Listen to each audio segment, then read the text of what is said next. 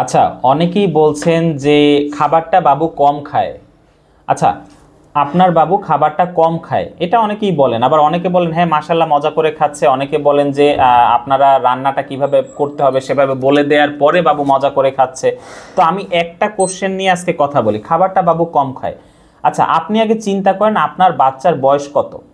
আপনার বাচ্চার বয়স যখন 6 মাস শুরু হয় তখন তো আমাদের কাছ থেকে খাবার নেওয়া শুরু করেন। 6 মাস থেকে 11 মাস হচ্ছে পুষ্টি বুস্টার 1, এবং 11 মাস 12 মাস থেকে যে কোনো বয়সী বাচ্চা হচ্ছে পুষ্টি বুস্টার 2।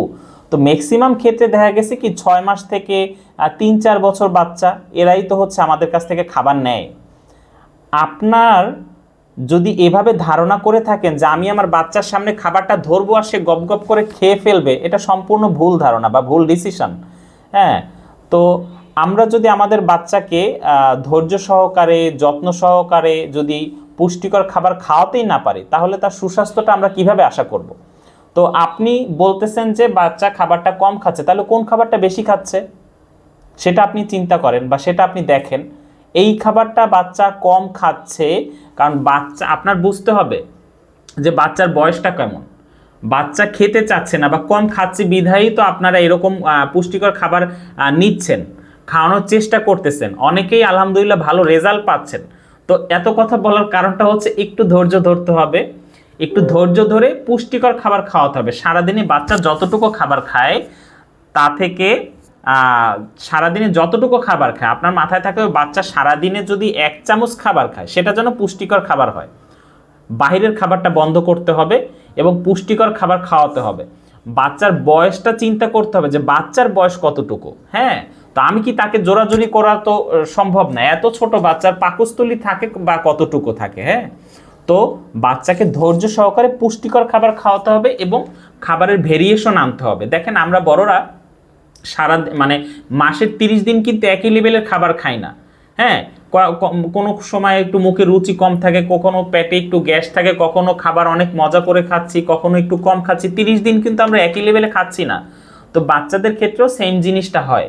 হ্যাঁ, তো এই জিনিসটা যারা হচ্ছে যাদের সেকেন্ড বেবি আছে তারা এগুলো ভালো একটু উপলব্ধি করতে পারে বা বোঝে। তো এই জিনিসটা হচ্ছে যাদের ফার্স্ট বেবি তারা একটু কনফিউশনে থাকে, বা এটা হচ্ছে তাদের জন্য একটা প্রথম অভিজ্ঞতা, যেটা আমরাও এরকম ফেস করেছি। তো একটু ধৈর্য ধরতে হবে আর ধৈর্য সহকারে খাবারটা খাওয়াতে হবে। বুঝতে হবে যে বাবুর বয়স কতটুকু, তার পাকস্থলীটা ছোট। হ্যাঁ, বাচ্চাদের হজম শক্তিটা দিনে দিনে বাড়ে, পাকস্থলীর সাইজটাও হচ্ছে দিনে দিনে বাড়ে। হ্যাঁ, আর এই খাবারের ব্যাপারটা হচ্ছে আমি একটু ক্লিয়ার করে বলি, এটা কিন্তু কোনো ওষুধ না যে আপনি আপনার বাচ্চাকে খাওয়ালেন সাথে সাথে সে মোটা হয়ে গেল লম্বা হয়ে গেল, ব্যাপারটা কিন্তু এরকম না। এটা হচ্ছে রং ফ্লেভার প্রিজারভেটিভ এবং সম্পূর্ণ কেমিক্যাল ফ্রি একটা খাবার। এই খাবারটা আপনার বাচ্চাকে সারা দিনে যে খাবারগুলো সে তার বাসায় খাবে তার পাশাপাশি দিনে 1 থেকে 2 বার সুজি বা পায়েসের মতো রান্না করে খাওয়াতে পারলে সারা দিনে যে শরীরে একটা পুষ্টির চাহিদা থাকে তা থেকে 80 থেকে 90% পুষ্টির চাহিদা পূরণ হবে এই একটি খাবারে।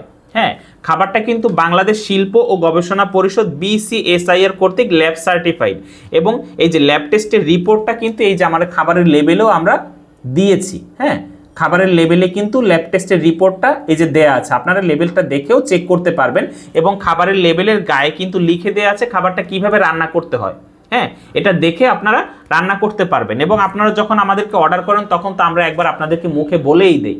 তারপরে কোনো কনফিউশন থাকলে আমাদের সাথে যোগাযোগ করে নেবেন। আশা করি কিছুটা হলেও বুঝতে পেরেছেন। ধন্যবাদ। আসসালামু আলাইকুম।